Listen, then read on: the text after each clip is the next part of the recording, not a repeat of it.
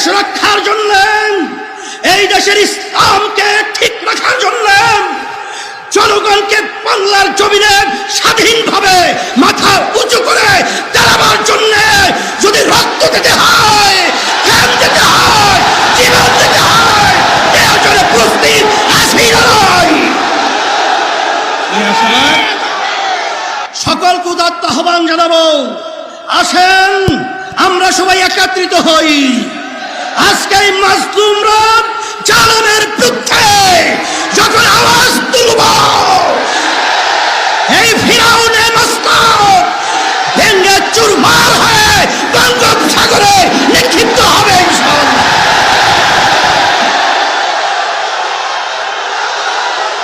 আপনার কথার উপরে আমরা আস্থা রেখে যখন আমরা নির্বাচনে প্রার্থী হয়েছিলাম, আমরা যখন নির্বাচনে অংশগ্রহণ করেছিলাম, তখন আমাদেরকে ধোঁকা বানিয়ে বোকা করে দিনের ভোট রাত্রে বাক্স ভেড়ে ডাকাতির মাধ্যমে সন্ত্রাসী কার্যক্রম প্রমাণ করেছে।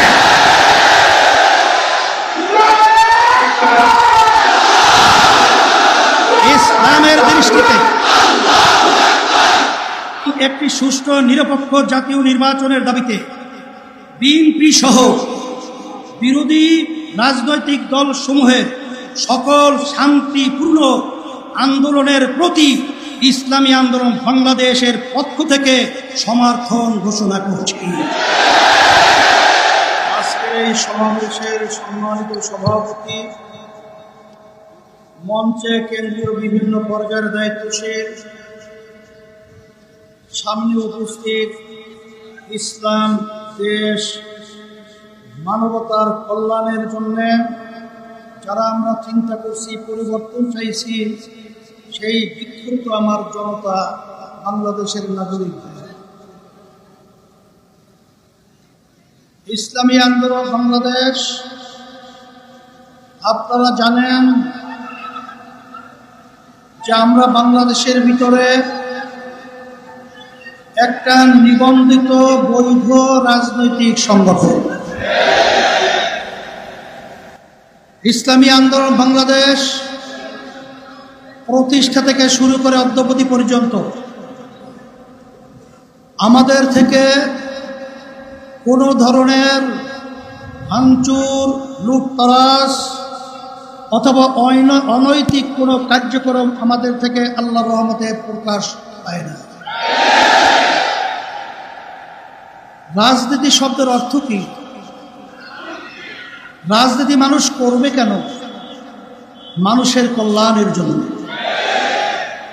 আজকে যদি রাজনীতি মাঠে যদি অরাজকতা, হিংসা, ভাঙচুর, বিভিন্ন ধরনের অমানবিকতা যাদের থেকে প্রকাশ পায়, ওটা মূলত রাজনীতি নয়, ওটা মূলত হলো প্যাডনীতি।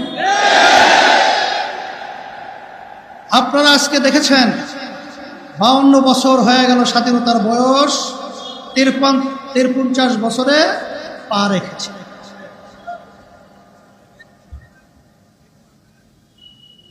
যেই কারণে দেশ স্বাধীন হয়েছিল তার ভিতরে উল্লেখযোগ্য একটা কারণ ছিল ন্যায্য ভোট, অর্থাৎ সুষ্ঠু ভোটের প্রাপ্তি। যে প্রার্থী বিজয় হবে সেই ক্ষমতায় আরোহণ করবে। কিন্তু আজকে দুঃখ সহকারে বলতে হয়, আজকে যে আওয়ামী লীগ সরকার বর্তমান ক্ষমতায় রয়েছে, তারা যে ধরনের আচরণ আজকে আমাদেরকে তামাম দুনিয়ার ভিতরে ইতিহাস কলঙ্কিত, যে অধ্যায় তারা রচনা করেছে, ইতিহাস হয়ে থাকবে জঘন্য। আজকে 53 বছরের স্বাধীনতায় আবার বাংলাদেশের মানুষ স্বচ্ছ, সুষ্ঠু জনগণের ভোটাধিকার প্রয়োগের জন্য সেই দাবিতে রাজপথে নামতে হবে, এটা কখনোই বাংলাদেশের মানুষ চিন্তাও করে নাই।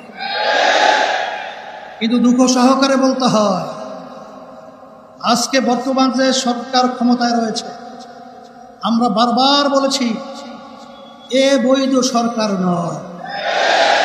এ বাংলাদেশের জনগণের ভোটের মাধ্যমে সরকার গঠিত হয় না।